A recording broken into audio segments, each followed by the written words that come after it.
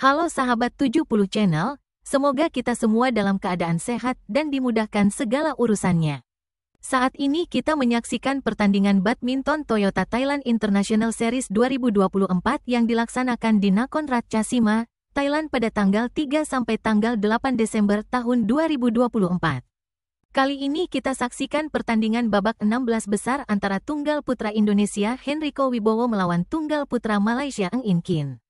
Kedua pemain ini belum pernah bertemu sebelumnya dan saat ini Henrico Wibowo menempati peringkat 185 BWF, sedangkan Ng In Kin menempati peringkat 451 BWF.